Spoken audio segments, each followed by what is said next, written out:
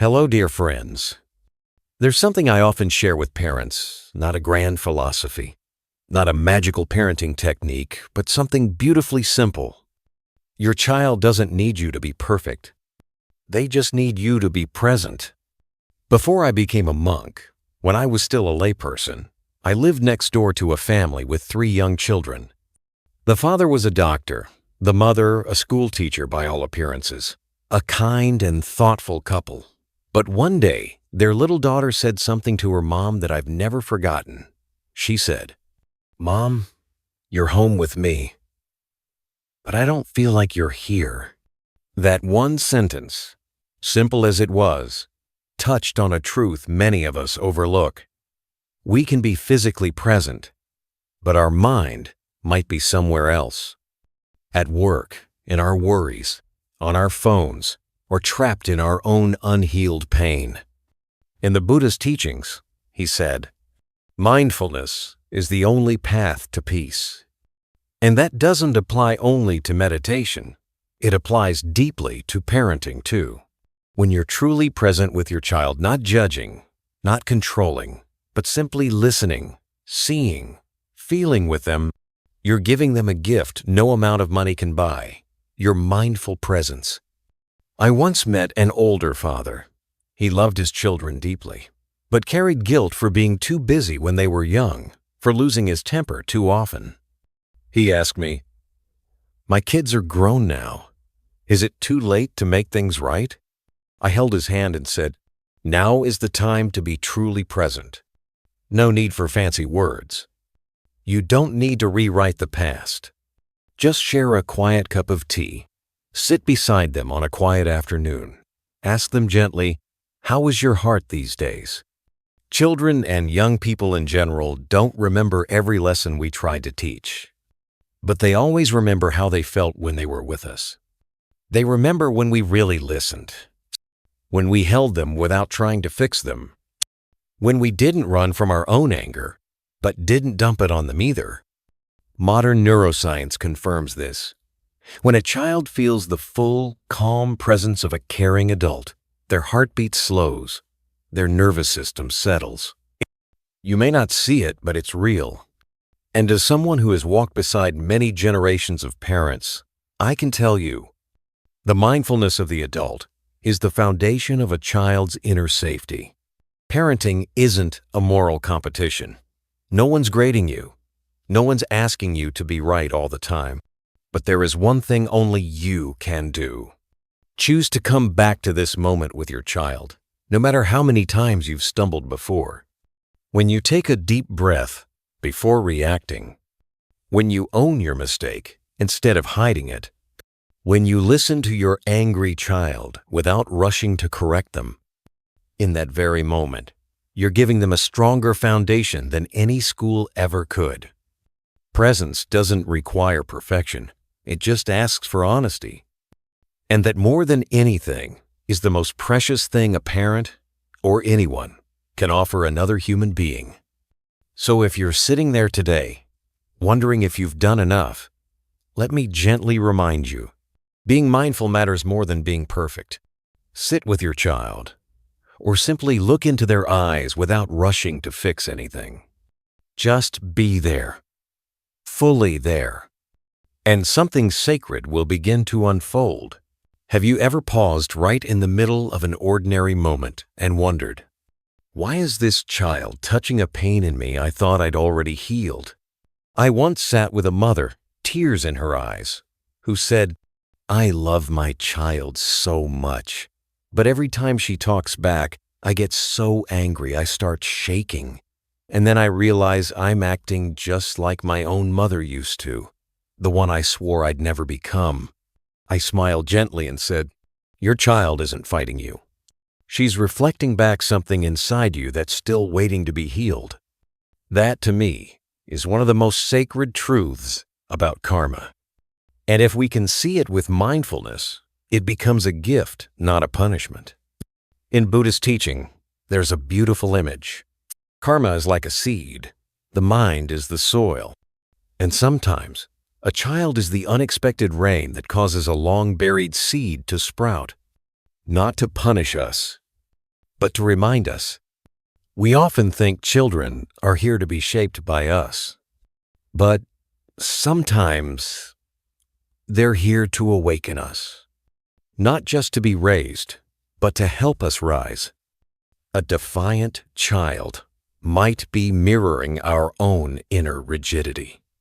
A child who cries easily might be touching a part of us we've never had the courage to name. A child who seems distant might be awakening a place in our heart that froze from a lack of love long ago. Back when I was living in a small monastery in Northern California, a father came to see me after a heated argument with his teenage son. He said, "Faye, he won't listen. He's angry, just like I used to be." And I looked at him and said, "Maybe your son didn't come to hurt you. Maybe he came to help you see the version of yourself no one ever listened to." You see, karma isn't a sentence. It's an invitation. When your child triggers anger, pain, or overwhelm, it's not necessarily because they're misbehaving. It might be because something in you is being stirred. An old wound, a buried memory, a story that was never held with compassion. Neuroscience even has a name for this. It's called emotional memory, the idea that many of our reactions don't come from logic, but from stored emotional imprints in the nervous system, often from childhood. When your child cries, screams, or rebels, that nervous system memory gets activated. And suddenly, you're no longer reacting as a calm adult, you're reacting as the hurt child you once were. But here's where Buddhist wisdom shines through. You can turn that reaction into awareness. You can pause instead of yell. You can breathe instead of blame. You can ask, "Why does this hurt me so deeply?" That one question, simple yet profound, can open the door to healing you never thought possible. The Buddha once said, "One who sees suffering clearly has already begun the path to liberation." And in my experience, a child who causes us suffering might just be the first teacher who helps us see the pain we've never fully embraced. So if your child is doing something that breaks your heart, I invite you not to focus only on their behavior. Instead, look inward. Ask yourself, what part of me is hurting right now? And is this child showing me something I need to heal? When you shift your perspective in this way, your child is no longer just the burden of your karma. They become a mirror of your awakening. And in that sacred moment, something beautiful happens. You're not just raising a child, you're healing a lineage. There is a quiet moment in every parent's life. A very particular kind of silence. It's the moment your child begins to pull away. Not because they've stopped loving you, but simply because they're growing, and the path of their life no longer fits under the roof you once held over them. As a Buddhist monk, I've witnessed many parents struggle through this chapter. Mothers quietly folding their son's last blanket, then walking out of the room with tears they didn't even know had fallen. Fathers standing at the window, watching their daughter's car disappear as she drives off to start a new life, heart aching as if a piece of them just left. And then they turn to me and ask, "Venerable, is that it? Is my child really gone?" I look into their eyes and say gently, "No, they haven't left you. A circle has simply completed itself. A karmic connection has come full." In the Buddha's teachings, every relationship we have in this life carries karmic energy, a deep bond from the past, whether joyful or painful. Sometimes it's an old debt, sometimes a broken promise, and sometimes just a lesson we needed to learn together. And children, they don't come to stay forever. They come to complete a part of that circle. I remember a middle-aged woman who visited our monastery once. Her daughter had moved abroad, started a new life, barely called anymore. The mother felt forgotten, unimportant. I asked her, "Before your daughter left, did you love her fully? Teach her from your heart?" She nodded with tears. Then I said, then your bond has already fulfilled its sacred role. She was nourished enough to walk forward. That's not a loss. That's the closing of a chapter. And sometimes, silence isn't distance. It's the peace that follows something whole. The Buddha once said in the Anguttara Nikaya, "Everyone who comes into our lives arrives through karma. When the karma is complete, they will leave. And the wise do not cling, they simply bow and let go." Dear friends, what hurts isn't that our children leave. It's that we once believed they'd stay forever. But real love isn't about holding on. It's about allowing. It's the quiet strength to stand behind them with open hands, blessing their footsteps even if those steps no longer lead back to you. I often compare the separation between parent and child to a bee leaving the flower. The flower doesn't try to trap the bee. It knows it's already given its nectar.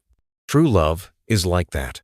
It doesn't demand permanence, only that something good continues because of it. Even modern psychology agrees. Children raised with mindful love, love that allows space and freedom, tend to grow into independent, empathetic, emotionally strong adults. So when your child leaves your arms, ask yourself honestly, did I love them enough? Did I truly listen? Did I guide them with presence and compassion? And if the answer is yes, then there's nothing left to hold. The lesson is complete. The circle has closed, and their soul is now walking its own path. You can still love them, still miss them, but you don't need to carry regret or guilt or a sense of failure.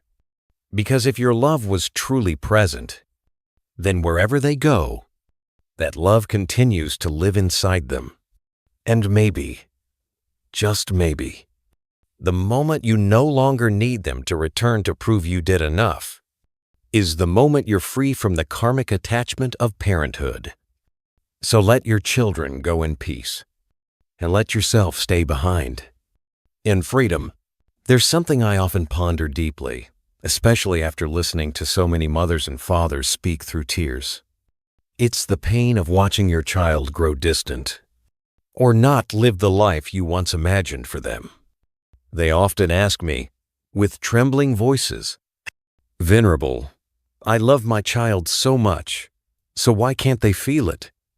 I usually pause and then gently say, "Perhaps because we love them so much, we ended up holding on too tightly."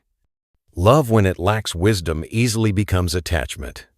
And attachment always brings fear. Fear of losing.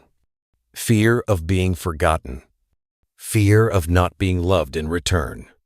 But true love, as the Buddha taught, is unconditional, non-possessive, and wise enough to let go when the time comes. There's a verse in the Metta Sutta that I hold close to my heart. Just as a mother would risk her life to protect her only child, so should one cultivate boundless love. Not to possess the child, but to bless them with the freedom to grow. I remember a middle-aged mother who used to visit our monastery every month. She'd pray for her son, who now lived in a big city, building a life of his own. He rarely called, and she cried, saying, "He doesn't need me anymore. He's forgotten me." I looked at her and said softly, "No, he hasn't forgotten you. He's simply doing what you raised him to do, living independently. It's just that your heart hasn't adjusted to his absence yet." My dear friends, love doesn't mean making someone stay.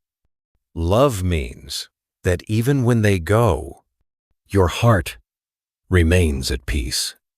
You still bless them. You still love them, even if they're no longer close. There's a beautiful image in Zen tradition. When a teacher sends a student down the mountain to begin their own life in the world, the master simply says, "I've given you everything. Now it's time you no longer need me." Not because the teacher doesn't love, but because he loves enough to let go. Just like a parent who loves their child but doesn't force them to follow the path they drew, doesn't demand weekly calls, doesn't insist on an old-fashioned version of being a good son or being a good daughter. That's love with freedom. The kind of love that says, if you truly love me, you don't have to prove it. Just live well. I truly believe if you love your child deeply, you can accept even the choices that don't look like yours, even the ones that make your heart ache. Not because you don't feel pain, but because you've learned a deeper truth. Love is not control. Love is trust. And the moment we no longer seek to possess, love becomes clear. It's no longer clouded by expectation, no longer stained by the hunger to be loved back. Modern psychology even supports this. Healthy relationships always contain space, not distance, but room, for both people to remain themselves within the love. Dear friends, non-attached love is a kind of spiritual practice. And spiritual practice isn't just something that happens in monasteries. It happens in the heart. It's knowing when to hold on and when to let go. Hold on with presence. Let go with trust. So if your heart is hurting today, because your child hasn't called, or because the once clingy little one now keeps their distance, place your hand gently on your chest. Take a deep breath and ask yourself, am I loving them, or am I needing to be loved back? If it's love, then let it be free. And then you'll understand something truly powerful. Love is at its deepest when we no longer need to hold on to it. We often think our children come into our lives so that we can raise them, so we can shape them into the kind of people we believe they should become. But after many years of spiritual practice and listening to the life stories of hundreds of families, I've come to realize something very different. Children don't come to be molded.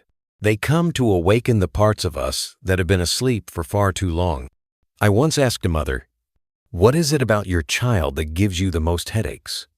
She laughed, shook her head, and said, "He talks back. He questions everything. He's nothing like me when I was a kid. I was quiet, obedient, always just enduring." I gently asked her another question. Did you ever wish back then that someone had asked you, "What are you really feeling? Are you okay?" Her eyes softened.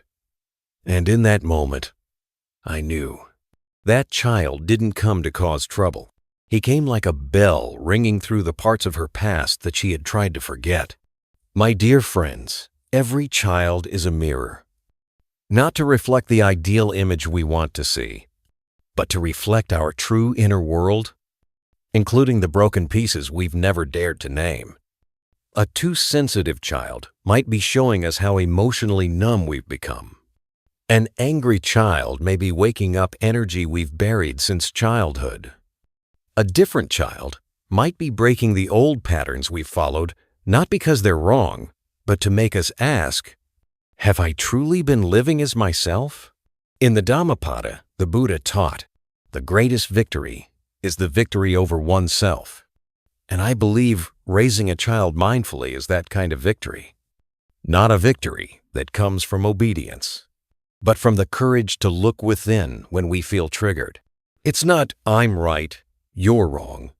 It's, I'm learning to understand myself through how you show up in the world. A father once told me, I feel embarrassed. My son's learning meditation now. He's calmer than I am. He reminds me to breathe when I lose my temper. I smiled and said, sounds like you have a little teacher living right under your roof. We often think we're the ones passing down wisdom, but sometimes our children come to teach us what we've never truly learned.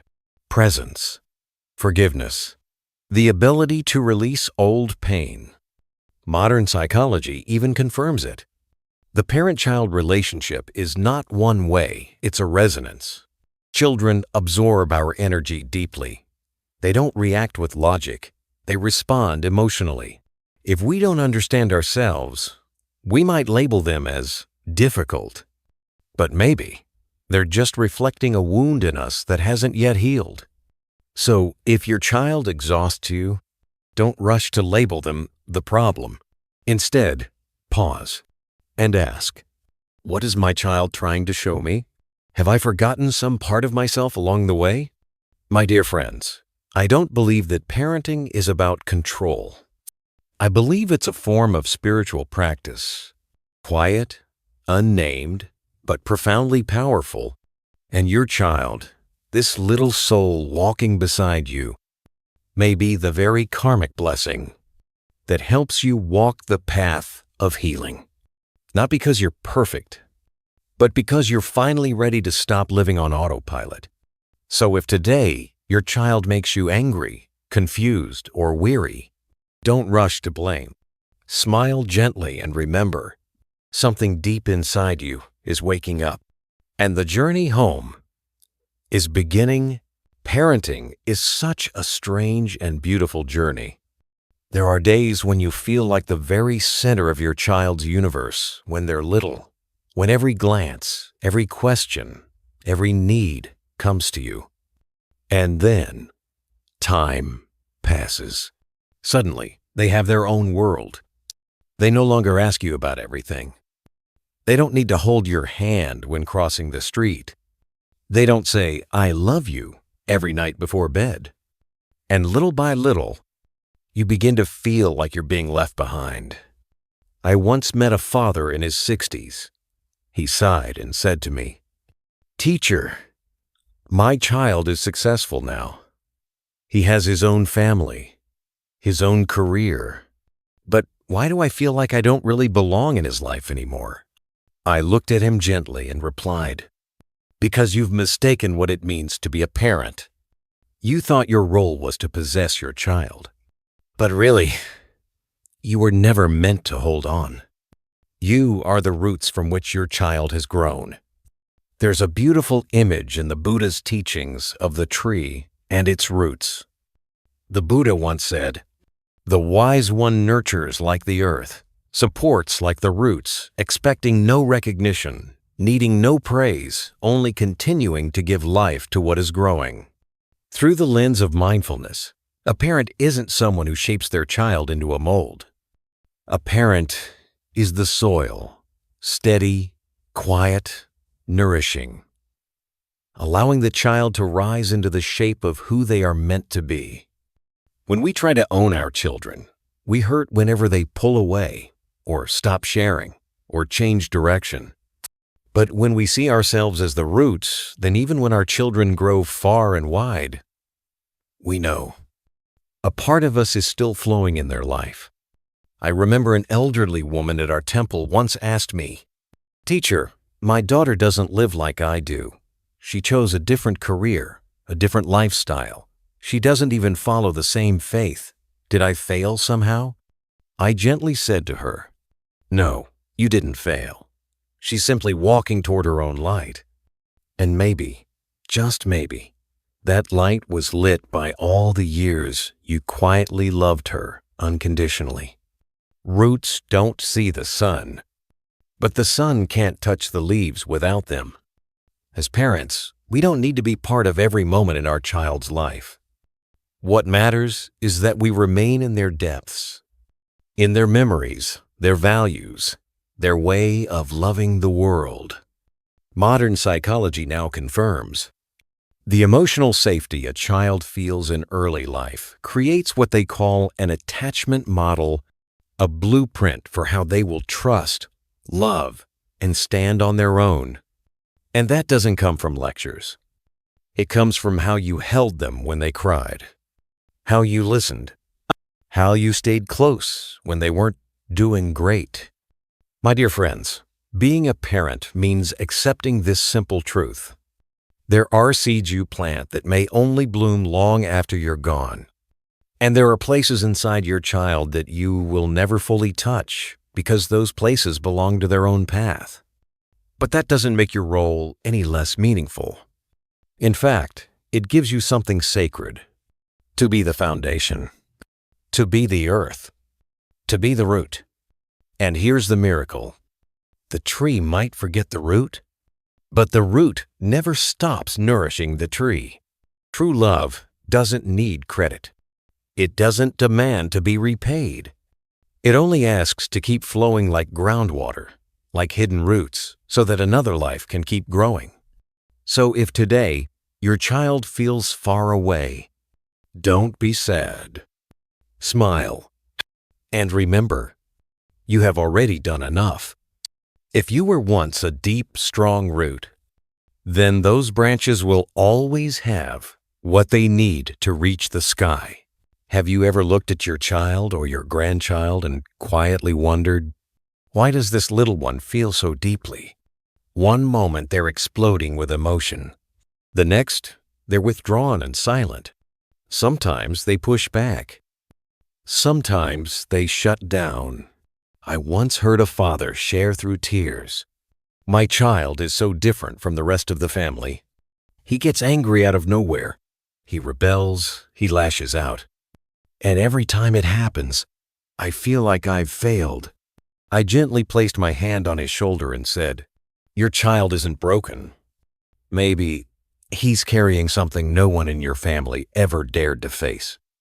In the light of Buddhist wisdom, we believe that karma, the energy of actions and emotions, is not always just individual. It can be passed down from one generation to the next.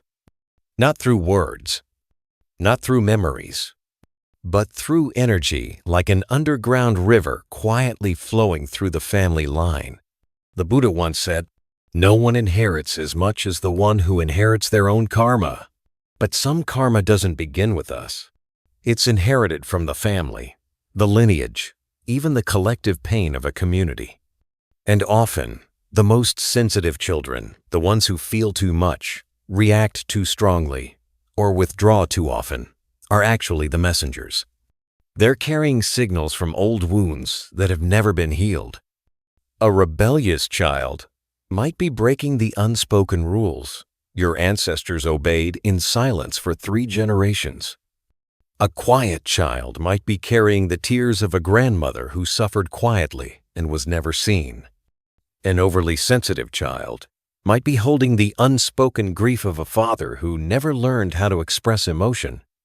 I once met a 10-year-old boy who lived with his grandmother and single mother. He was often angry, destructive, and withdrawn. Everyone said he was too difficult. But when I sat beside him and gently asked, "What makes you feel the saddest?" he simply said, "I don't know. I just feel sad already." You see, children don't always have the words. They only have the emotions. And often, those emotions don't even belong fully to them. They belong to generations before them, still seeking release. In modern psychology, we call this intergenerational trauma, the pain of unresolved experiences passed down through parenting styles, nervous system wiring, and emotional environments. In Buddhism, we call it karmic energy unfinished stories, unhealed wounds, still echoing in the present. And children, because they haven't yet built up the walls that adults hide behind, often feel that energy the most. Not because they're meant to suffer, but because they're here to wake us up. So if your child is acting out, listen deeply. If they're withdrawn, be patient. If they're overwhelmed by feelings, don't be so quick to label it a problem. Instead, ask yourself, what might my child be carrying from the past? What part of me is waking up in this moment, something I once buried and forgot? Sometimes, the best way to help your child is not to fix them, but to turn inward and reflect. When was I forced to be quiet? When was I told to be good, even if it meant hiding my true self? When did I learn to shut down my emotions to survive?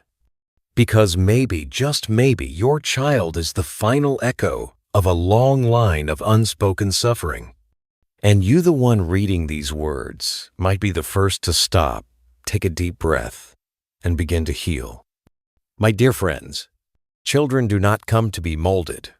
They come as living mirrors of the karmic stream flowing through generations. And when you look at them with mindful eyes, not to control, but to understand, you yourself begin a profound journey of transformation, not just for your child, but for your entire family. An entire generation may be waiting for someone to finally say, "I see it now. You are not the problem. You are the awakening bell of this family." There's something I often share with parents or with anyone caring for a child in the family. You don't have to be sitting on a meditation cushion to practice mindfulness. Sometimes, just being fully present with a child with your whole body and heart is already a powerful form of meditation. Many people are surprised when they hear me say this. They say, "But, teacher, meditation means sitting still, right? How can you meditate while caring for a child?" And I smile because it's exactly in those moments of chaos, exhaustion, and noise that your heart has the deepest chance to grow. When you wake up at 2 a.m. to soothe your crying baby, your body tired, your patience stretched, but then you pause, take a deep breath, and gently place your hand on your child's back. In that exact moment, you are meditating.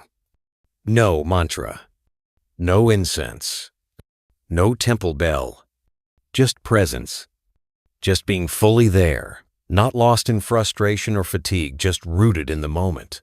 The Buddha once said, "Where the mind is present, life is present." And in family life, especially in the act of caring for a child, the practice of presence becomes both the greatest challenge and the most sacred space for your inner growth. There was once a mother who came to our temple.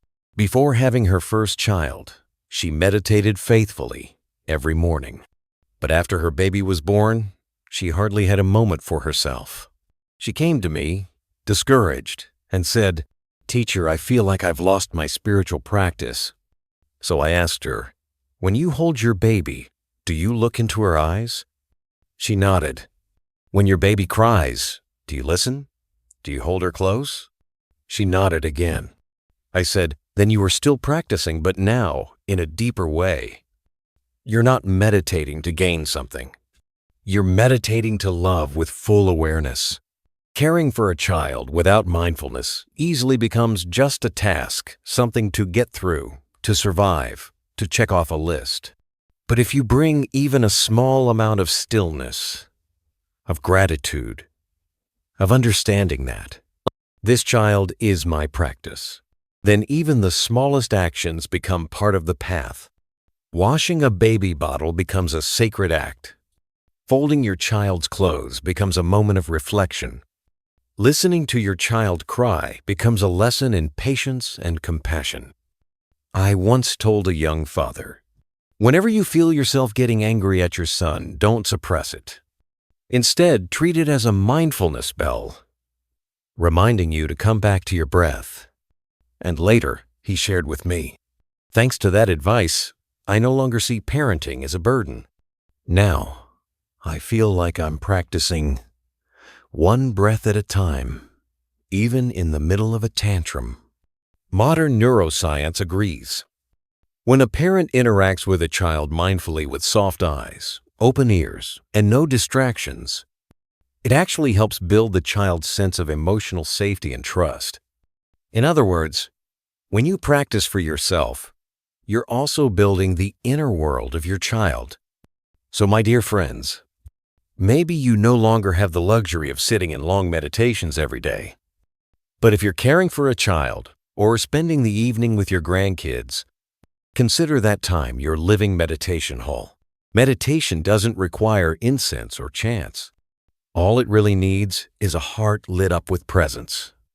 And perhaps a well-timed hug, a listening gaze, a moment of silence instead of shouting.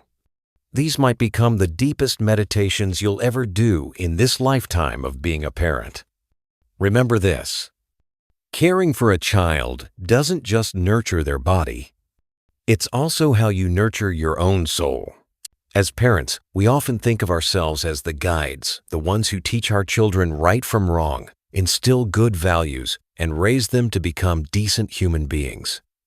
And that's true, but it's not the whole story. Because after years of listening, observing, and practicing mindfulness alongside families, I've come to realize something much deeper. We're not just here to teach our children. We're also here to learn from them every single day.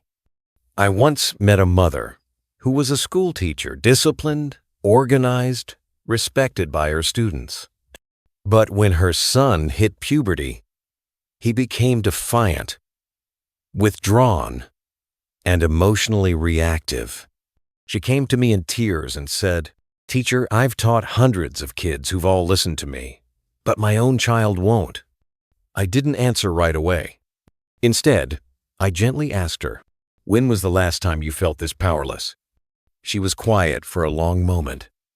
Then she whispered, "When I was a little girl, living with my parents, and never allowed to speak my truth." And I said, "Maybe your son didn't come here to learn from you. Maybe he came to help you remember something you forgot. Maybe he's not here to obey, but to teach you the most important lesson of all, how to listen. Not just to him, but to the child within you." You see, our children, through their innocence, their wild emotions, their unpredictable reactions, touch parts of our hearts we didn't even realize we had buried. Parts of ourselves we've silenced. Parts we've forgotten. The Buddha once said, "One who sees themselves clearly will overcome all darkness." And I believe that sometimes we don't find that clarity through silent meditation, but in the raw, honest relationship we have with our children and with our own reactions to them. A father once told me that he had a short temper, and every time his son misbehaved, he would yell, then immediately feel guilty. "My child doesn't understand why I get so angry," he said, "and honestly, neither do I." So I asked him, "When you were little, did anyone truly listen to you?"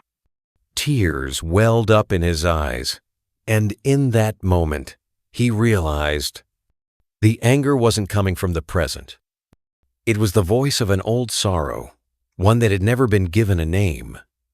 And somehow, his child, through something as small as spilling milk or not answering, had touched that wound. Friends, parenting is not a one-way street. We think we're here to shape our children, but in truth, they're reshaping us. They teach us patience by pushing us right to the edge. They teach us compassion by reminding us that every soul has its own journey. And they bring us face to face with our own childhood wounds, not to hurt us, but to heal them. Modern psychology calls this parental reprocessing, when raising a child helps the adult revisit and transform their own childhood. In Buddhist practice, we call it karma reflection, pausing the cycle of suffering through conscious awareness. So the next time your child triggers anger, frustration, or helplessness in you, don't rush to blame yourself. Don't label your child as difficult. Instead, pause and ask, "What is my child trying to teach me right now? Where is this reaction really coming from?" And then you might see that little child in front of you, clumsy, loud, tender-hearted, is actually a teacher. Not a teacher of philosophy or rules, but a sacred guide, gently pointing you back toward your own heart. And the miracle is, when you learn from that lesson, you don't just heal your child, you begin to heal yourself. You heal your parents, and you help break a cycle that has been passed down for generations. I truly believe that within each of us, yes, even as adults, as parents, as grandparents, there still lives a small child.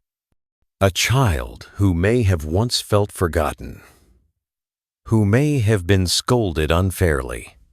A child who was told, "Stop crying," when all they really wanted was just to be held. And then we grow up. We start families. We raise children of our own. And we think we've moved past all those old wounds. But then one day, your child, with innocent eyes and big, overwhelming emotions, suddenly awakens something inside you. I once heard a father say, "Teacher, every time my son throws a tantrum or cries nonstop, I feel so irritated. I snap, I yell, but afterward, I feel like I just hurt myself." I looked at him gently and asked, "When you were little, when you were upset or crying, did anyone ever just sit with you?" He fell silent. His eyes turned red, and he slowly nodded. Dear friends, what I want to share isn't some lofty philosophy. It's something very human, very real. When you truly show up for your child, not rushing to fix, not preaching, just being there, you're also embracing the little child inside yourself. The Buddha once said, "Take care of yourself the way a mother lovingly holds her wounded child." That wisdom isn't just for meditation, it's for the sacred everyday moments of parenting. When you sit with your angry child and don't walk away. When you hold your crying child and don't say, "Be strong." When your child screams, "I hate you," and you stay, breathe, and whisper back, "I know you're hurting." In those moments, yes, your child is healing, but so is the little one inside you, the one who has waited all these years to finally be seen. I've spoken with many grown adults, loving fathers, devoted mothers who still tear up when talking about their childhood. Teacher, no one ever held me when I was scared. No one ever told me I didn't have to be strong all the time. And I tell them, now, when your child cries, you have the chance to break that cycle. You can be the one who stays. Who listens? Who doesn't repeat what was once passed down to you? Psychology calls this reparenting, the process of healing our inner child by how we show up for our own children. In Buddhism, it's called mindfulness in action, choosing awareness over old habits. So many people have told me, "Teacher, I don't have time to heal. I'm too busy taking care of my family." I understand. But what you might not realize is this. Healing doesn't happen somewhere far away. It happens right here. In how you speak to your child. In how you offer a hug. In the choice to take one mindful breath instead of yelling. No one is asking you to be perfect. No one expects you to be a Zen master in the middle of chaos. Just stay. Just soften, if only a little. Take one slower breath, offer one more understanding look, and already something inside you will begin to ease.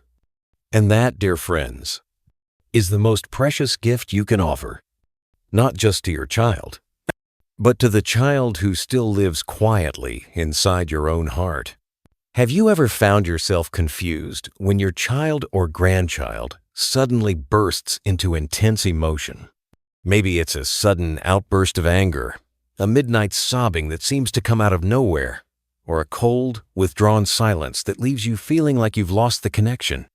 And in that moment, you might think, "What's wrong with them? What did I do wrong?" But today, I want to gently offer you a different question, a deeper one that isn't directed at your child, but at yourself. What part of me is being called forward by this emotion? In the parent-child relationship, we're often used to reacting. The child does something, we correct it. They cry, we soothe. They get angry, we discipline. They pull away, we try to pull them back.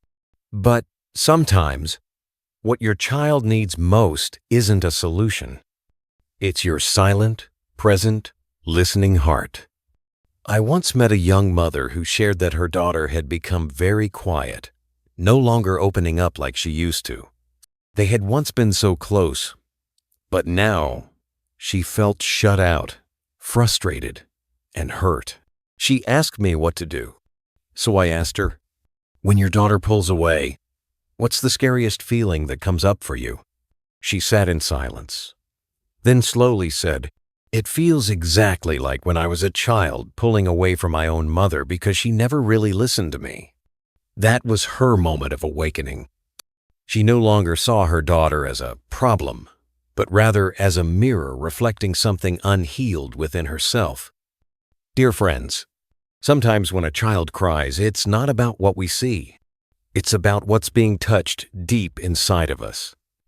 An old sadness, a wound without a name, a memory we thought we forgot, but was really just waiting quietly to be seen. The Buddha once said, "The mind will never be a calm river until someone sits on its bank and truly watches." And in those moments when your child is angry, distant, or emotional, you're being given a rare gift, the chance to sit at the edge of your own inner landscape. You might ask yourself, why did I react so strongly when my child talked back? Am I hearing echoes of my own childhood, when I wasn't allowed to speak up, when I was shut down, when I felt small?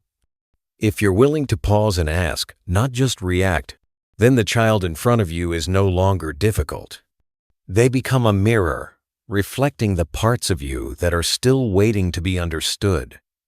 I've seen fathers with quick tempers who thought their child was defiant, but when they sat quietly and looked deeper, they realized their anger wasn't really toward the child. It was the voice of their own inner child, one who had been silenced by strict parents long ago. And now, when their own child speaks up, that forgotten part within them wakes up and shouts. Modern neuroscience supports this too. Strong emotional reactions in parenting aren't always rational. They often come from unprocessed memory, what we in Buddhist teachings call store consciousness, the deep layers of emotional karma we carry. But here's the beautiful truth. When you pause long enough to listen to yourself, you begin to transform that stored energy.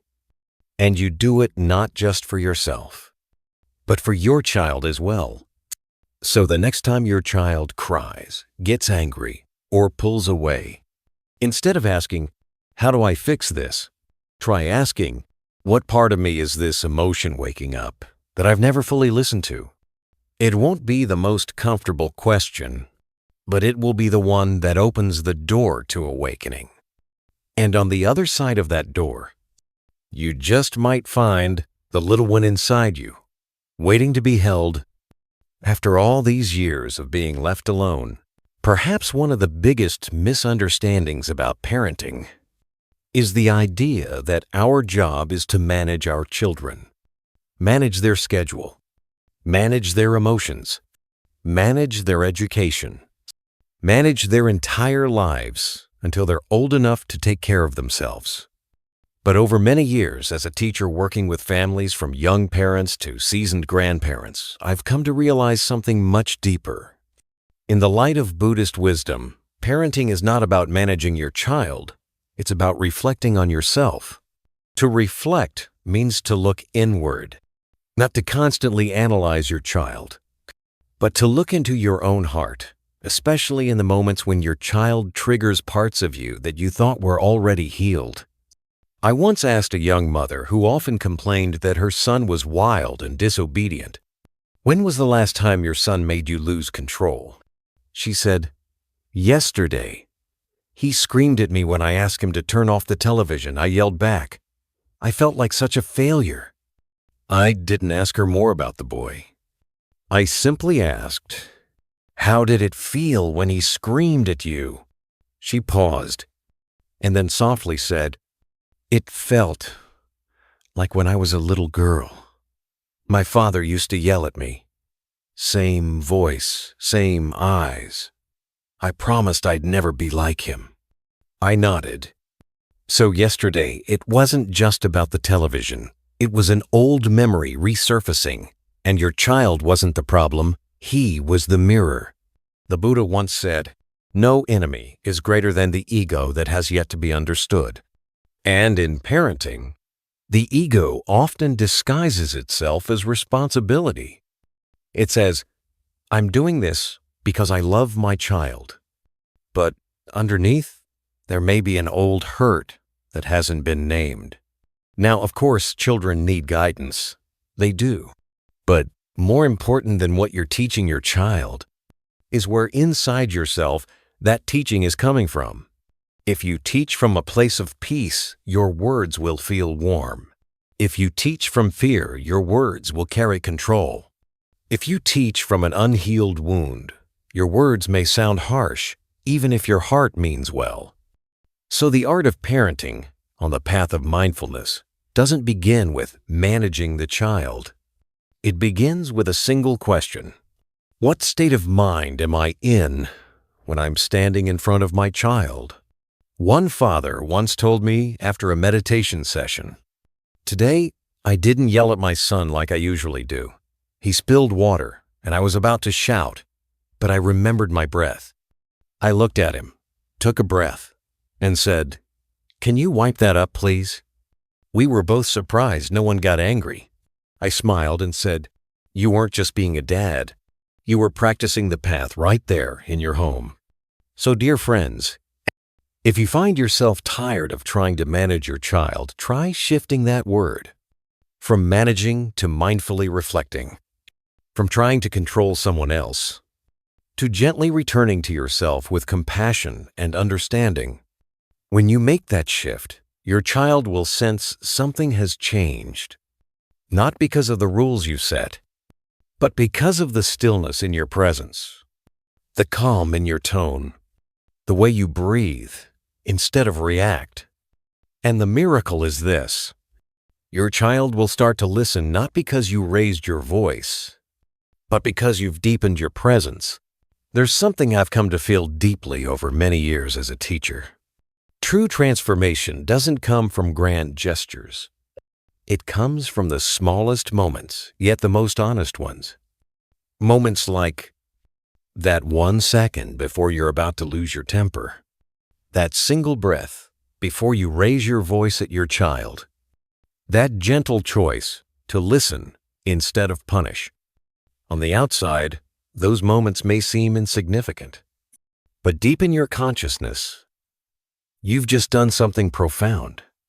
You've broken a link in a chain of generational karma. I remember a time when a father brought his son to the temple. The boy, about 8 years old, stood behind his dad with teary eyes. The father said to me, "My son is stubborn. He doesn't listen. I don't want to hit him, but I'm afraid if I don't discipline him firmly now, he'll grow up spoiled." I asked him gently, "Were you hit as a child?" He nodded. "Yes, master. I was raised with a belt. My father used to say, 'If you love your child, you must hit them.'" I placed my hand on his shoulder and said, "Then maybe today you can be the first in your family line not to hit. All it takes is one breath, one conscious moment before repeating what you once had to endure." Tears filled his eyes. His son hugged him tightly. That is the power of mindfulness. In Buddhist teachings, karma is not some punishment sent from the heavens. Karma is the deeply ingrained habit repeated over generations until it becomes so familiar we mistake it for our personality. Someone once told me, "I have a temper because I take after my mother. She took after her mother, and she took after her father." And I replied, "Yes, but that chain isn't your destiny. If you're mindful enough not to yell today, you've just done something 4 generations before you never could."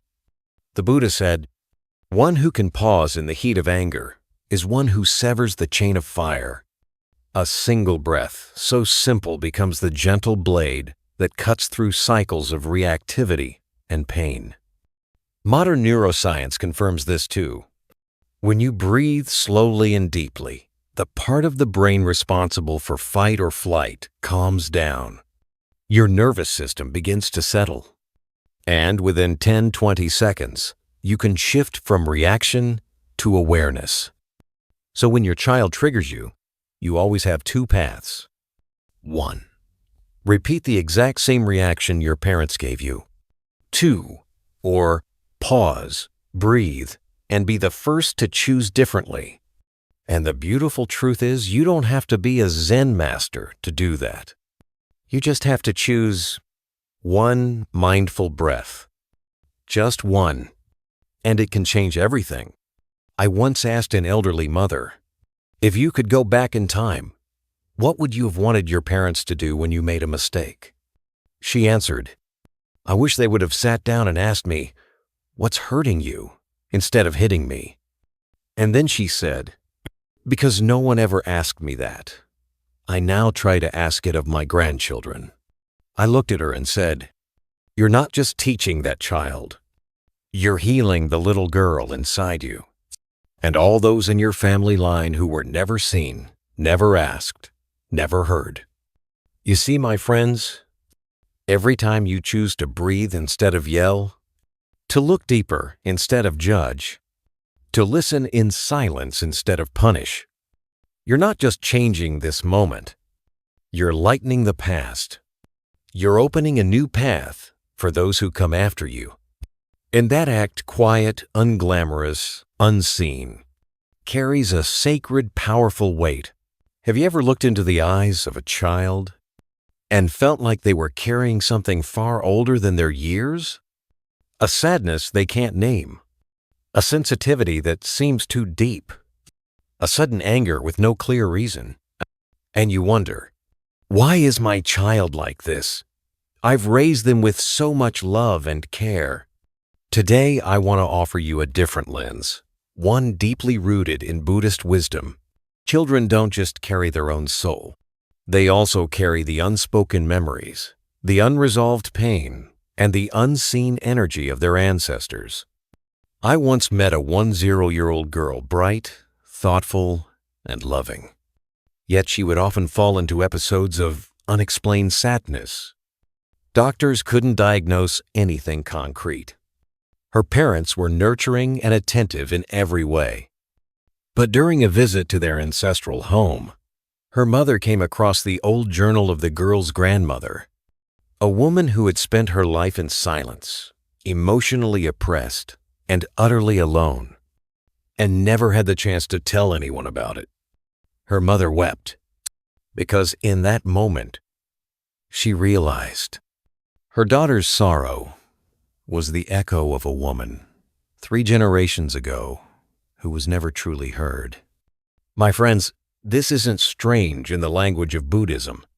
We call it karmic lineage, the stream of energy that flows through families. It's not just about genetics or behavior. It's about subtle transmissions carried through silence, unspoken grief, and things no one dared to name. The Buddha taught, we do not only carry this body, we carry the consciousness of many lifetimes. This includes the emotional legacies of our ancestors.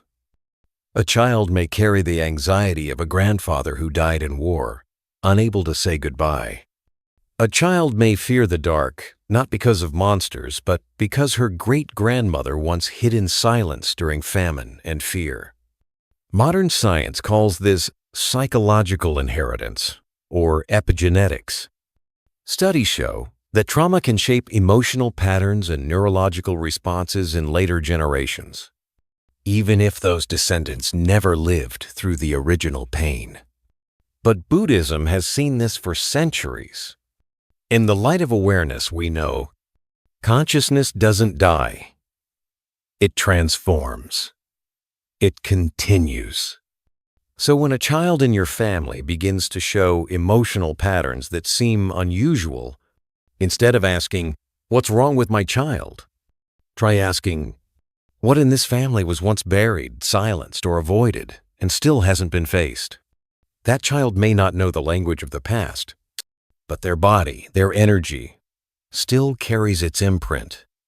And perhaps they are the first in the family with the sensitivity to do what no one else could, to express, to awaken, to call for healing. I often tell parents, when your child breaks down, lashes out, or shuts down, don't just look at the child. Look at your ancestors. Look at yourself. And look at what has long been forgotten. Because what you're witnessing may not be dysfunction, it may be the living energy of karma finally asking to be seen. And maybe, just maybe, you are the first person in your lineage willing to pause, to breathe, and to listen, not to take on blame, not to carry the burden, but to do something deeply needed, to end the silence and begin the healing. Have you ever looked at your own child and felt like you were staring at a stranger? You live under the same roof. You share meals. You've sung the same lullabies. And yet, something between you and your child feels disconnected, almost unreachable. So many parents carry this quiet ache in their hearts. I don't understand them anymore.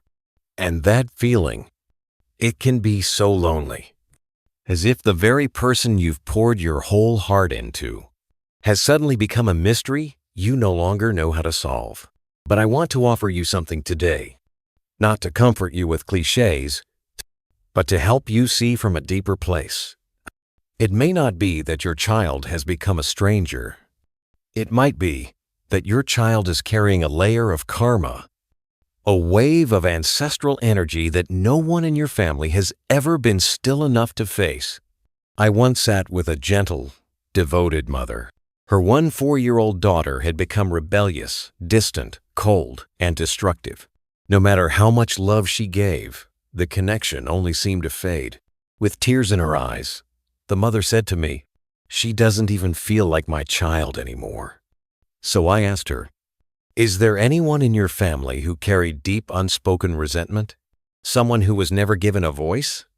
She fell silent, then slowly told me about her grandmother, a woman who was forced into marriage, who lived her entire life in silence and emotional suppression, never once allowed to say how she truly felt. And in that moment, she saw something clearly. Her daughter wasn't broken. She was expressing a voice that had been lost 3 generations ago.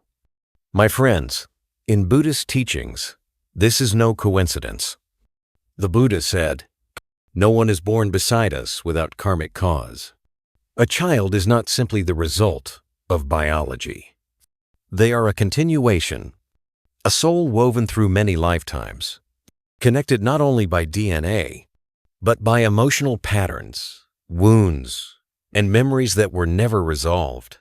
So when your child seems different, please don't rush to blame them or yourself. See it instead as a spiritual doorway, an invitation for you and your whole lineage to finally face what was once left in the dark. Sometimes, children are the first in the family line, with enough sensitivity and strength to live fully with a karmic burden, not to suffer from it, but to reveal it. In modern psychology, they call this emotional inheritors. Children who carry emotions or pain that don't belong solely to them. But in Buddhism, we understand it more clearly. These children are karmic messengers, not here to bear the weight of the past, but to awaken those around them. So if you ever feel like your child is a stranger, instead of trying to fix them, turn inward and ask, what is my child's soul trying to say that no one before them has ever been able to voice? Maybe what they need is not more advice, but a truly open gaze, an embrace without expectation, and a parent brave enough to walk with them into the darkest room and light a candle. There's something I often say to parents. If you're not mindful, you will end up loving your child in the same way you were once wounded. At first, that might sound contradictory, but for many families, it's painfully true. We love our children with all our hearts, but when we haven't fully healed, we unconsciously repeat what was once done to us. Different form, same root. A father who grew up under strict control may become a disciplinarian, thinking it's structure. A mother who once had her emotions ignored may now cling to her child, mistaking it for love. Love, without awareness, so easily blends with fear. And fear often comes from unexamined pain. In the Buddhist tradition, the Buddha once taught, when a person stops and looks deeply into their body and mind, Suffering no longer flows through them. Stopping doesn't mean we stop being parents. It means we begin parenting with mindfulness. It means we wake up. Mindfulness is when you no longer react on autopilot. It's when you begin asking yourself, am I responding to my child or to a wounded part of my own childhood that was never healed? I once met a woman highly successful in her career, but constantly overwhelmed with anger toward her 10-year-old son. Any little delay, and she would snap. One day, during a family retreat, she broke down in tears and said, I see my father in me, and I'm doing to my son what he once did to me. She said, I don't want to, but I can't seem to stop. That is where awakening begins. When we recognize that we no longer want to pass on the pain. When we pause just for one breath, to choose not to hit, not to yell, not to abandon the way we were once abandoned. Mindfulness is stepping out of the unconscious loop. Modern science calls this emotional interruption of generational trauma. It's when one generation chooses to end a cycle of harm rather than repeat it. But in Buddhist practice, I prefer to describe it this way. Mindfulness is a liberating act of love. A love that sets you free and sets your child free too. So when you sit down and breathe with your child instead of shouting, when you listen without rushing to judge, when you realize that in their crying you hear the echo of your own past cries, then that's not just parenting, that's healing. A mindful parent is not a perfect one. They are someone who dares to pause, to reflect, and to say, I will not carry this pain any further. From me on, it ends. From me on, something new begins. And if today, even one moment in this video made you pause, breathe slower, feel a little softer inside, then maybe, just maybe, the unconscious cycle in your lineage has begun to crack because someone finally woke up. There's something I want to say to you, something honest, something many parents need to hear, but rarely does anyone say it out loud. You don't need to have had a perfect childhood to be a good parent. You don't need to have been loved the right way in the past to love your child with mindfulness in the present. We all grew up in different kinds of families. Some were overprotected, some neglected. Some were taught to be tough and hide their tears. Some lived their early years surrounded by yelling and fear. And when we become parents, we carry all of that with us. Every memory we're aware of, and many we don't even realize we're still repeating. I once met a man in his 50s. His son was already grown. During a quiet group sharing, he said something that made the whole room go still. I never really knew how to be a father because I never had one. All I've ever tried to do was not become the kind of father mine was. And you know what? That single sentence moved me more deeply than any parenting theory I've ever read. Because I believe mindfulness doesn't begin with perfection. It begins with honesty. Honesty with yourself. The courage to look inside, to meet your fears, your wounds, your triggers. Not to blame, not to feel shame, but to understand, why do I overreact when my child does something small? Why does it hurt so much when they don't listen? Why do I sometimes feel like I'm not enough in this role? There's a Buddhist teaching I hold close to my heart. Looking deeply into body and mind is the beginning of freedom. It means only when we dare to face our own inner world do we stop being controlled by the past. Mindful parenting doesn't mean knowing every technique or reading every book on discipline and behavior. It simply means you pause, you breathe, and you ask, am I reacting to my child or to an unhealed part of my own childhood?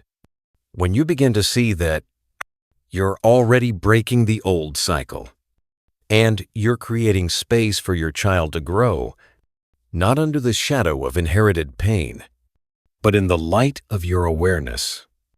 I've seen many parents who never had a peaceful childhood become the most loving, stable presence in their child's life because they were willing to relearn how to love. They were brave enough to say, "I'm not perfect, but I'm practicing every day to love my child differently than how I was loved." Maybe you're on that journey too. Maybe you've yelled, made mistakes, or been too controlling. But if today you're here listening, reflecting, trying to understand yourself more deeply, that, right there, is a beautiful sign. A sign that awakening has already begun within you. And here's something else I believe. Sometimes, all it takes is one person in the family to wake up for the entire flow of old karma to change direction. You don't need a perfect past. You just need a heart willing to face itself. And that is already enough to begin a whole new future. There's something I wish someone had told me earlier in life. That real love is not about control. It's not about planning every step for the one you love. It's not about shaping their personality or managing their every move. Real love is about presence. Being fully there with your body, your heart, and your stillness. I've seen so many parents love their children so much that they forget themselves. They believe that to love is to do everything for their child, to map out the path, to shape their behavior, to correct their choices. And then, when the child doesn't follow that carefully laid out plan, the parent feels devastated. They say things like, "I've sacrificed my whole life for my child, and this is how they treat me?" But you know what? That pain often doesn't come from love. It comes from unspoken expectations. Because if the love was truly unconditional, it wouldn't demand that the other person fit your idea of who they should be. If love was grounded in awareness, it wouldn't need control to feel secure. The Buddha once taught, "Love like the earth. If someone throws poison onto it, the earth does not get angry. If someone plants flowers, the earth does not feel pride." That's the kind of love that doesn't pick and choose. It doesn't demand. It doesn't cling. It simply shows up moment by moment, quietly, without conditions. And over time, I've come to realize what a child, or really, any human being truly needs, isn't a life coach monitoring their every move. It's someone who is present, truly present, with a calm, unwavering heart. Have you ever sat beside someone who said nothing, yet you felt completely at peace? Just their presence, no judgment, no rush, felt like solid ground beneath you. That's what love can be. Not noisy, not demanding obedience, but a gentle, grounded space where someone feels seen and accepted without being fixed. I once worked with a father who told me something I'll never forget. I realized my child doesn't need me to lecture them. What they need most is for me to sit beside them quietly when they're hurting. That silence, he said, was the greatest gift he could offer because it helped his child come back to themselves, while words often only push them further away. And you know what? Modern neuroscience backs this up. Studies show that children raised in homes where adults are calmly present, emotionally stable, develop stronger regions of the brain responsible for empathy, emotional regulation, and resilience. That means just by being present, by embodying a peaceful energy, you're shaping your child's future in ways more powerful than any lecture or discipline. You don't have to say much. You don't have to fix everything. You just have to be there with your breath, your presence, your stillness. I know it sounds simple, but to truly do this takes practice. It takes the willingness to come back to your own breath, to pause before reacting, to listen with the heart of a meditator right in the middle of daily life. And when you begin to replace control with presence, everything softens. Love becomes clearer. The people around you, whether it's your child, your spouse, or your friend, they begin to feel a freedom that doesn't feel like abandonment. Because real love isn't about holding someone tight. It's about being present so deeply that they feel safe enough to simply be themselves. There's something I'd like to share with you, something I've heard from many parents during quiet conversations after a meditation retreat. They often say, "I just don't understand why my child is so different from me.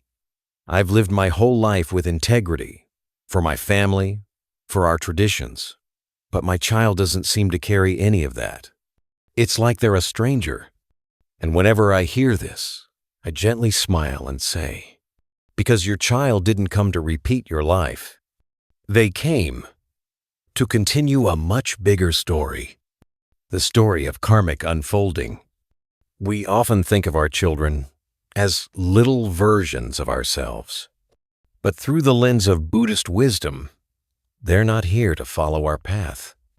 They're here to help resolve pieces of a story much older than us. A story passed down through many generations, often unfinished. Every soul is born carrying a thread of karma. Sometimes it's a sorrow no one in the family ever named. Sometimes it's a wish that never came true. Sometimes it's a broken bond from a past life longing to be healed. Some children arrive like sunshine, easygoing, sweet, joyful. Others come like a storm, intense, sensitive, wildly different. But often, it's the storms that bring the greatest opportunity. Opportunity to finally see what was hidden, to understand what was buried, and to transform what was never healed. I remember visiting a family in California. The mother was a devout Buddhist, disciplined, orderly, deeply traditional. Her teenage daughter was the complete opposite, bold, unconventional, obsessed with strange art and loud rock music, with green hair and a free spirit. The mother was heartbroken. She couldn't understand why her daughter was, in her words, betraying the family values. But when I sat down with her in a quiet meditation and invited her to look deeply, she began to cry. She told me her own story of how she was forced into everything by her parents. Her job, her marriage, even how she smiled and spoke. She had never dared to rebel, never had the chance to be fully herself. And now her daughter, the wild one, was living the very part of life the mother had once suppressed. I looked at her and said, "Your daughter didn't come to destroy the tradition. She came to complete a part of your soul that was trapped in silence. She's living out the unfinished part of you. And through her, your family's karma is being set free." When we look at our children through that lens, we stop seeing a problem. We start seeing a spiritual thread. We see a carrier of healing, someone continuing a journey we may not fully recognize, but that needs to be completed. The Buddha taught, every person is born out of conditions, and those conditions are the ripening of countless past karmas. Even as parents, we are just one point in a very long river of karmic flow. Our children don't come to fulfill our expectations. They come to help fulfill what was left unfinished in that river. We can be the bridge, but we are not the path. We can walk beside them, but we cannot walk it for them. So if you're raising a child who worries you, who feels different, challenging, distant, pause, breathe with them, and ask, what part of my family's karmic story is being spoken through this child? Because maybe, just maybe, they're not here to break things. They're here to complete something, to close a chapter, to finish a lesson, to speak of forgiveness that was never voiced in generations past.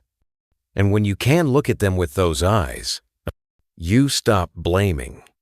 You start bowing like someone receiving a sacred gift from the very karma they once created. I once meditated with a father, a man who, on the surface, had it all. A successful businessman, admired by many. But during one silent meditation session, I saw him cry. Not just a tear or two, but the kind of crying that comes from deep inside, like a child. After the meditation, he quietly came up to me and said, "Teacher, I have everything except my son." He never wants to talk to me. He once told me, "Dad, you're impressive to the world, but you're a stranger in this house." That sentence stayed with me because I know it's not just his story. It's the story of so many parents across this country. Parents who try their best to become the role model, the hero, the great one, but who aren't there for the one thing their child needs most: honesty, presence, and a heart that truly listens. Children don't need you to be a superhero. They don't need you to teach like a professor, love like a saint, or succeed like a legend. They just need you, a real father, a real mother, with all your imperfections, your limits, and most of all, your sincerity. Because children don't learn from our best speeches. They learn from how we live.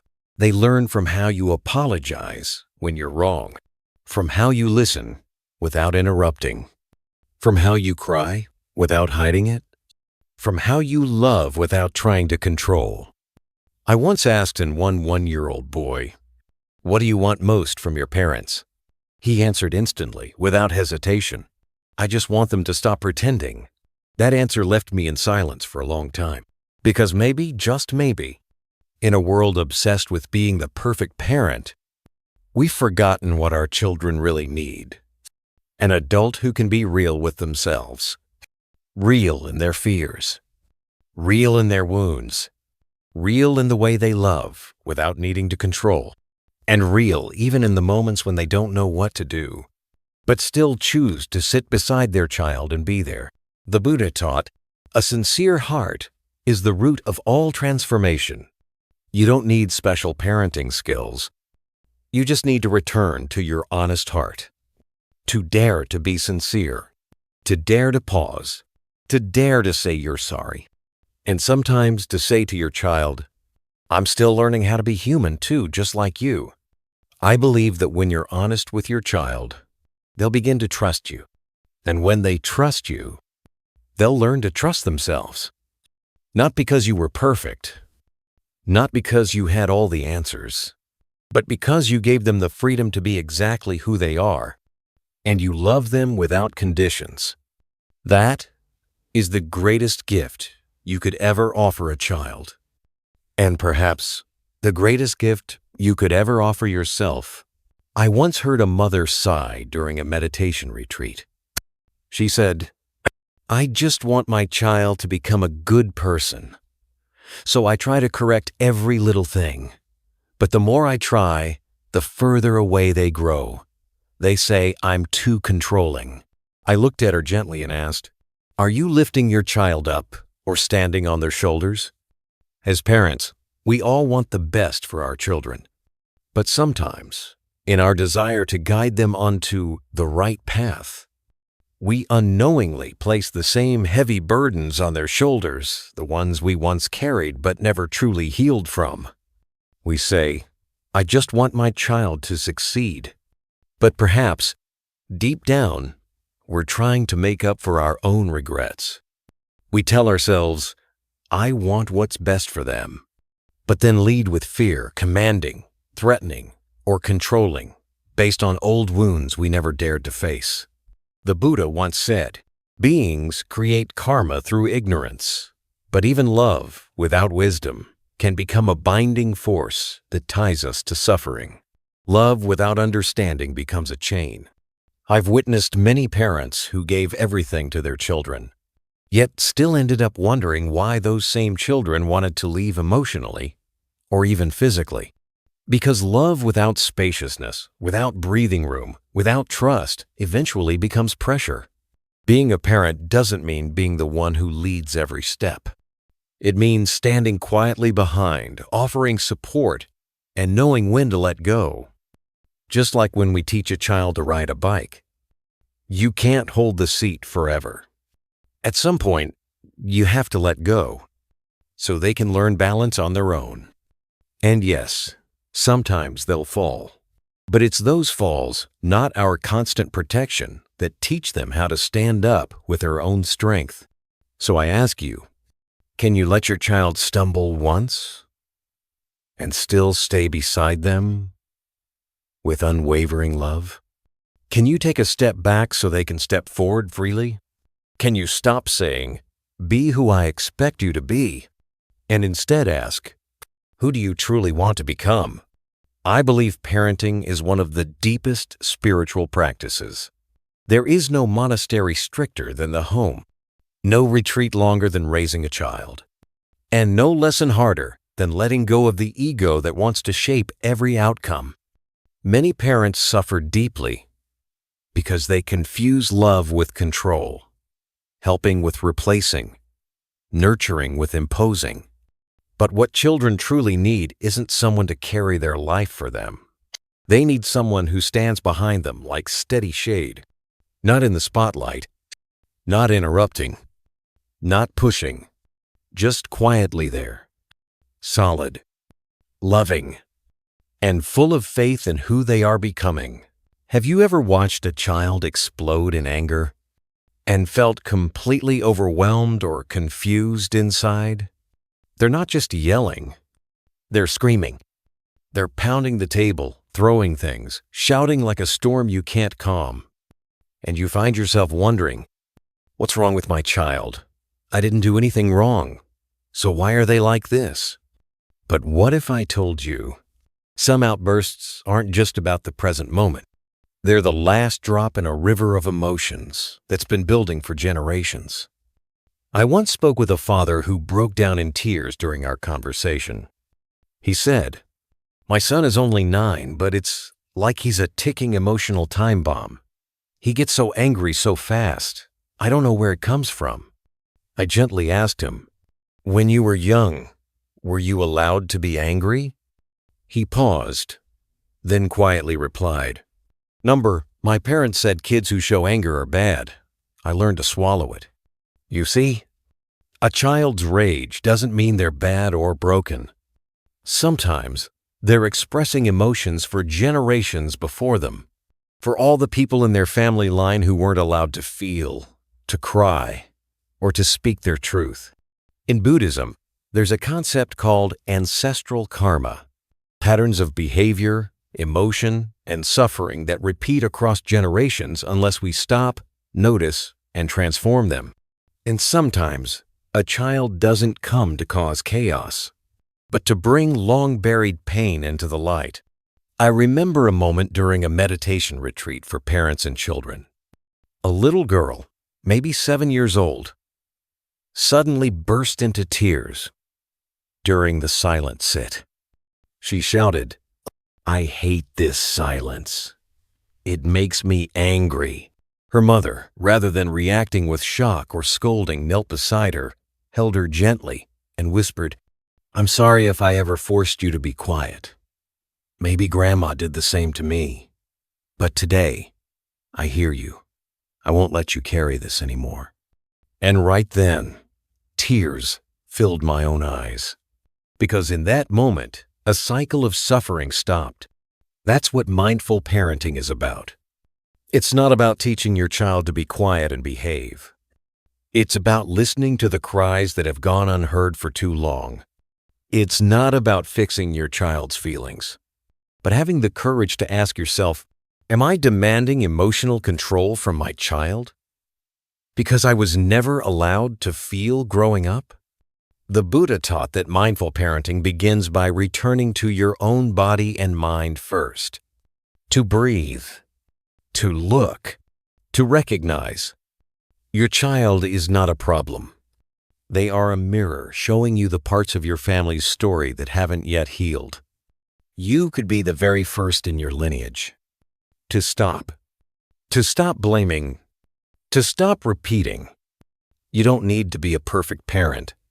You just need to be awake enough not to let your child carry the weight of generations of unspoken pain.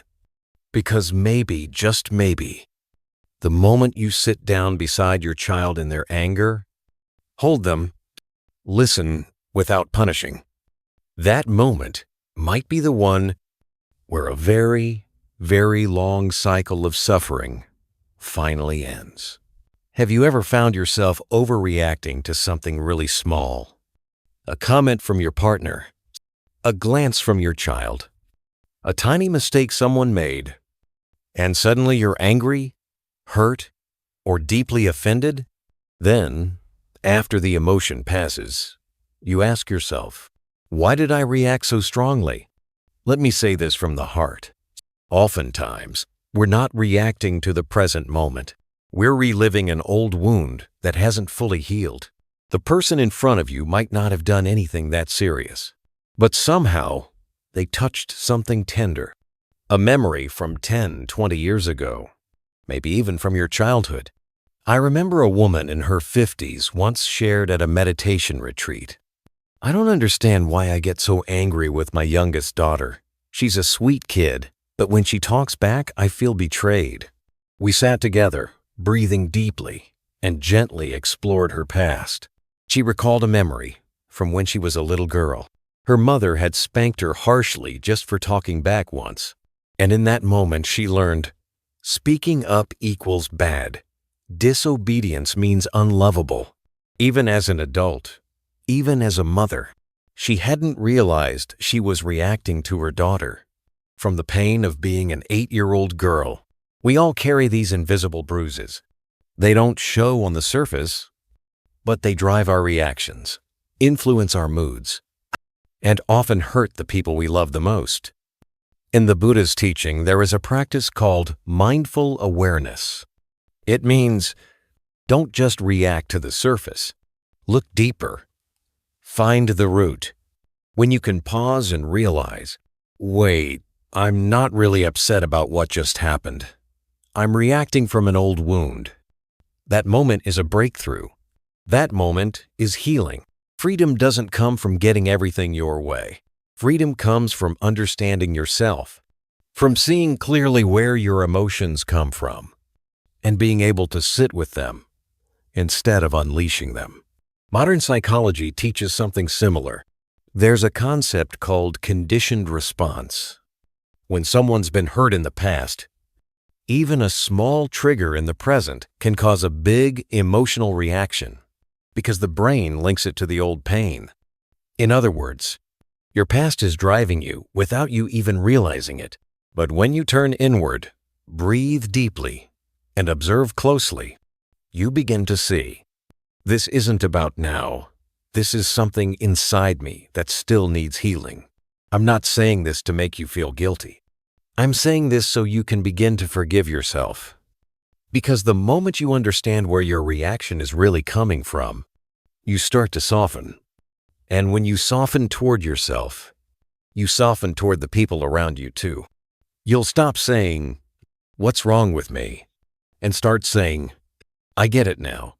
A part of me is hurting, and it needs my care, not my judgment." You see, mindfulness isn't about suppressing anger or pretending to be calm. Mindfulness is looking straight into your anger, seeing its root, and gently letting go of the past you've held onto for too long. That is real freedom. I want to invite you to return with me to a simple, familiar moment. A little child, barely old enough to walk, tiny hands, still clumsy, eyes wide with innocent wonder, suddenly looks up at you and asks, "Mom, Dad, why are you always sad?" You might smile and brush it off, but if you pause and really listen, you might realize that child, with a heart untouched by the world, just touched something deep inside you, a place you locked away long ago, a door within your soul sealed shut by pain, fear, and years of not being seen or understood. And that is why I say, every child who comes into your life isn't just a son or daughter. They are also a little teacher. They don't preach. They don't use profound words. But through their raw presence, their innocence, their unpredictability, they mirror back to you the parts of yourself you've never fully embraced. Have you noticed? Sometimes we get frustrated when our child is too stubborn. But if we look deeper, we may see that stubbornness reflects a part of ourselves that was once suppressed by our own parents. Maybe you were taught to be obedient, quiet, always good. And now when your child fights for the right to be themselves, it makes you uncomfortable. Not because they're wrong, but because you never had that freedom. In that moment, your child isn't just a child. They are a living key, knocking on the frozen door of your own heart. And if you're awake enough, you might pause and ask yourself, why am I reacting so strongly right now? Am I angry at my child, or am I angry at the version of me who was never allowed to feel? In Buddhist teaching, there's a concept called reappearing karmic relationships. The idea that certain people come into our lives not by accident, but because they're meant to help us heal what we haven't yet seen. Maybe this child came to show you the part of you that needs love, the part you've abandoned, the part you're ready now to come home to. I once witnessed a father in his 60-second stern, tough, a man who hadn't cried in decades. After a tough argument with his 10-year-old daughter, he found a small note slipped under his door. Dad, I don't need you to fix anything. I just need you to sit quietly with me for a little while. He read it and cried like a child. Because for his entire life, no one had ever just sat quietly beside him. He never knew that being present in silence could be an act of deep love. You see, our children come as teachers, not to preach, but to touch the places in us we thought we'd forgotten. They remind us to cry. When we think we always have to be strong, they remind us to laugh. When we're busy being the serious parent, they remind us to sit down and listen. When we've gotten used to standing tall and giving orders, to parent with mindfulness isn't to be the one who knows everything. It's to be the one who is willing to listen. To listen to your child as if you're listening to the quiet voice of your own soul. Because every child, no matter how small, carries a message. And if we're not too busy trying to control, we just might hear it. We might realize, this child didn't come into your life just to make you happy. They came to wake you up, not just for you to teach them, but so you can grow again too. So today, if you're feeling tired, confused, or wondering why your child is acting a certain way, take a moment, sit down quietly, and ask, what is my child trying to teach me right now? You never know. You might rediscover a door in your heart that's been closed for years. And now, at last, it's ready to open. Dear friend, if you're a parent, I'm sure you've felt this before. One day, the little child who used to snuggle up to you at bedtime suddenly becomes distant. They close the door to their room. They stop sharing things with you like they used to. And sometimes, they snap back, act out, or even say words that break your heart. I don't need you to tell me what to do anymore. And your heart aches. You find yourself confused, asking, where did I go wrong? How did the child I raised with so much love now want to pull away from me? But today, I want to invite you to consider a different perspective, one rooted in Buddhist wisdom, what we call karmic transformation. You see, in the unfolding of cause and effect, every soul that is born into this life carries layers of past karma. Sometimes that includes emotional pain passed down from ancestors, unhealed grief, unconscious habits, generational patterns that keep repeating. And your child, this precious being you're raising, might be the one standing in the middle of that emotional pressure cooker. When a child starts to rebel, it's not always because they've stopped loving you. Sometimes it's because they're trying to break a pattern no one in the family has dared to face before.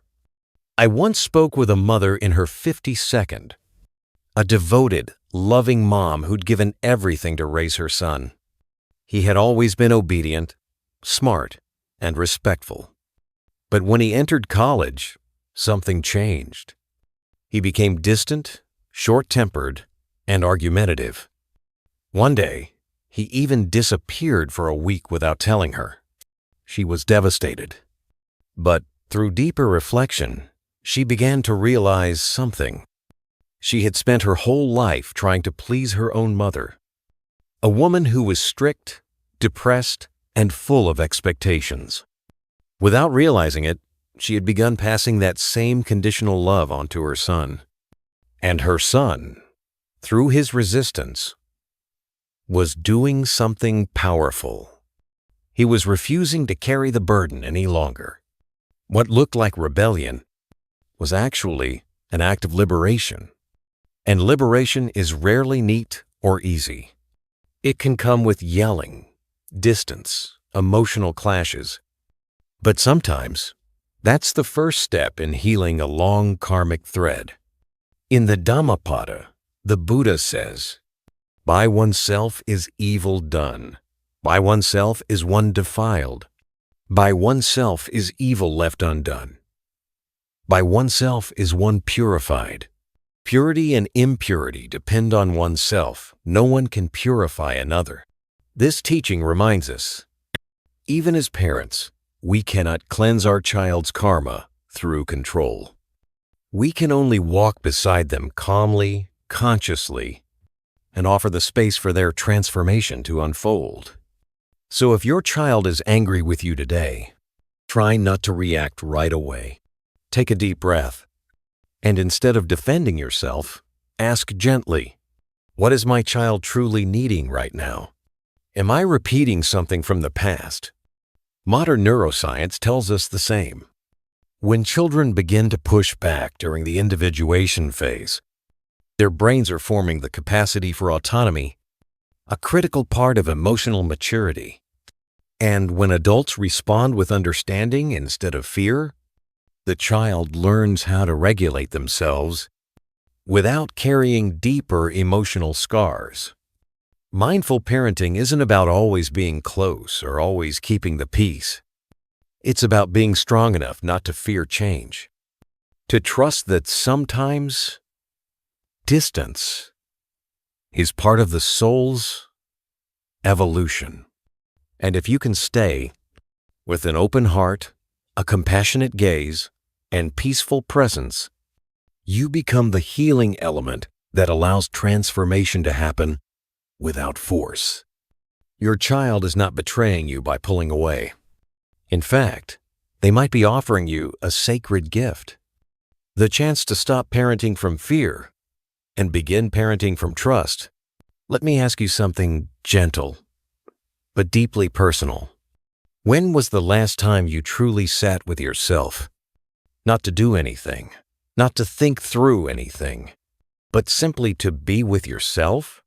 Not to fix, not to judge what's right or wrong, but to sit with yourself the way you would sit beside a dear friend, without pressure, without analysis, just quiet presence. I ask this because after speaking with hundreds of people over the years, especially parents, I've noticed something. So many of us know how to listen to the world. We listen to the news. We listen to advice. We listen to our kids complain, to our spouses argue. We listen and respond and take care of everyone else. But we struggle to listen to ourselves. And because of that, the inner child inside us, the one who was once hurt, overlooked, and tried so hard to be good, just to feel loved, is still there, still waiting, still hoping someone will ask, "Are you okay? What do you need to heal?" Maybe you were once that child, too, raised in a home where emotions were rarely named, where your worth came from being smart, obedient, resilient, but never from being seen just as you were. And then you grew up. You became a parent. And unknowingly, you started repeating the same patterns. But here's the truth. Every time you pause, take a breath, and turn inward to listen, you become the parent your inner child has always needed. Not a perfect parent, not someone with all the answers, but someone who knows how to sit quietly beside themselves, without judgment, without rushing. The Buddha once said, "It is better to conquer yourself than to win 1,000 battles." And I believe one of the greatest victories in this life is when we turn toward the forgotten child inside of us and whisper, "You don't have to fight alone anymore." I once worked with a woman in her early 62nd. She had 3 grown children. She spent most of our session talking about how ungrateful they were, how hard they were to raise. But when I gently asked, "Do you ever take time to really listen to yourself?" she broke down in tears. She realized she had never once asked herself if she was tired, never once checked in on her own feelings. She had lived her whole life pleasing her mother, then her husband, then her kids. And because she'd never truly been listened to, she didn't know how to listen to her own children's emotions either. When her kids said they were angry, she saw it as disrespect. When they said they were tired, she saw it as weakness, because she had never allowed herself to feel those things. But when she started practicing just 5 minutes of mindful breathing each day, she began to hear her own inner voice. And from that, she changed. Not by trying to be a better mother, but by learning to be a friend to herself first. Do you see? Your children don't need a perfect parent. They need a real one. And to be real, you must first be willing to sit with yourself, to listen to your own truth, without rushing to fix it. Because in the end, if you don't learn how to love the child inside of you, you'll unconsciously ask your children to fill that void. And no child should ever have to carry that weight. We often think we need to do something big to help our children heal, that we have to say the right thing, teach in the right way, fix their mistakes with precision, become the good enough parent, or even the perfect one, so that our children can be protected from pain. But there's something very few people realize. It's your peaceful presence that is the deepest form of healing. Not what you say, but that you're here. Being present doesn't mean fixing things quickly. It doesn't mean reacting. It doesn't mean jumping in with advice or control. It simply means being there with a calm heart, an open mind, and a willingness to listen. I once sat with a father in his early 52nd. He told me his teenage son barely opened up anymore. Every time he asked, "Is something wrong?" the boy would either go silent or change the subject. It frustrated him. He felt helpless. I didn't offer much advice. I simply invited him to sit quietly next to his son. Just 5 minutes a day. No phone. No fixing. No pressure. Just presence. At first, he said it felt awkward. But a week later, he returned with tears in his eyes. My son started looking me in the eyes again. He didn't say much, but something in his gaze, something shifted. I smiled, because the shift didn't start with the child. It started with the father. When your heart is still, your presence becomes a refuge. And in that safety, a child can finally breathe and begin to be themselves. But here's the beautiful part. It's not just your child who heals. You heal too. Every time you choose to be fully present, you interrupt the old cycles. You stop reacting from unconscious pain. You stop transferring wounds from your past onto your child's present. And in doing so, you begin to free yourself from the grip of the past. The Buddha once said, "The past cannot be changed, but mindful awareness in the present can soften its effects." Maybe you grew up in a home where no one really listened to you, where your childhood was filled with yelling, criticism, or the feeling of not being enough. And you've carried that invisible weight for decades. But you don't have to pass it down. You can choose to be different, not by being perfect, but by being present. Every time you choose to stay with your child with gentle awareness, without judgment or control, you're saying to your own inner child, "From now on, you get to live with softness." And you're saying to your son or daughter, "You don't have to be perfect to be loved." Presence sounds simple, but it is the most profound practice of love. It doesn't require the right words or grand actions. It just asks that you show up, truly show up. Show up with your body unrushed. Show up with your mind uncluttered.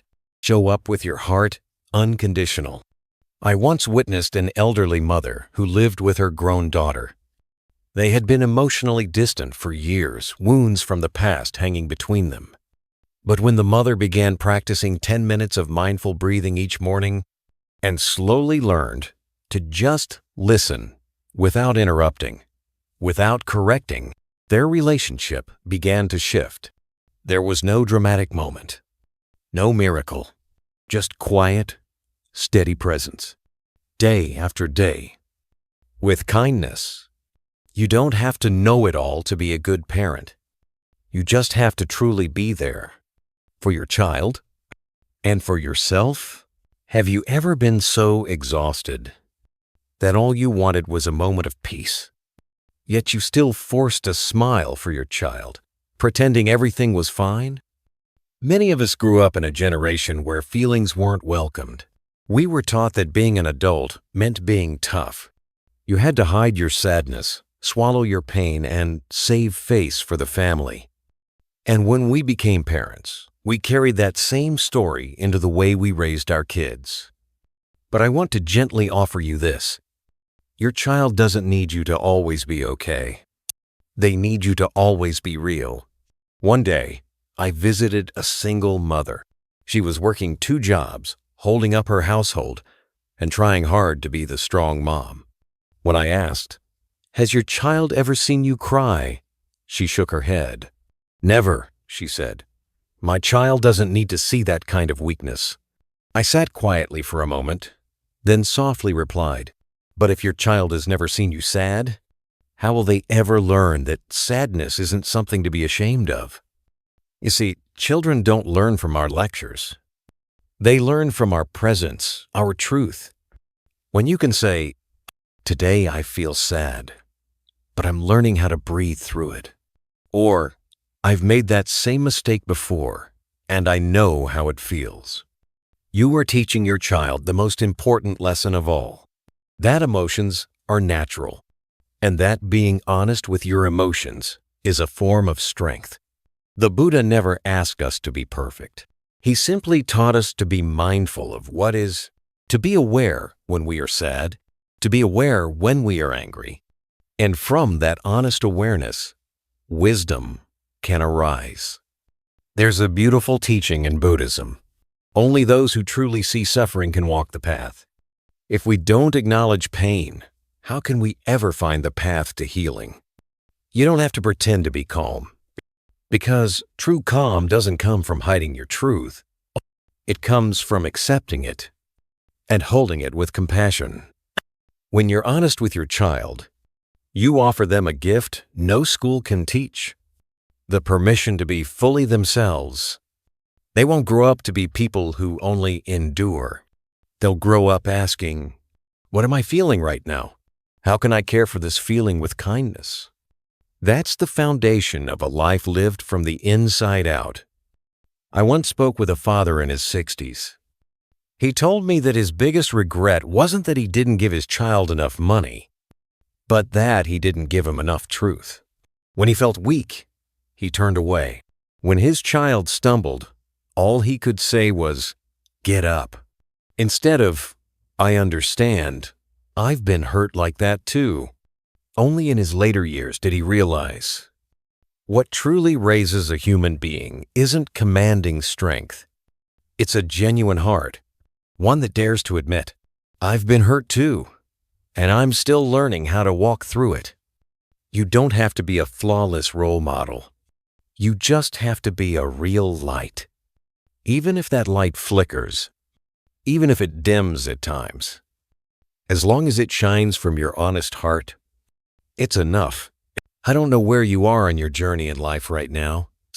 Maybe you're walking through a season of deep struggle, a time when you love someone deeply, but are being asked to let go. And if that's where you are, I just want to gently remind you of this. Letting go doesn't mean you've stopped loving.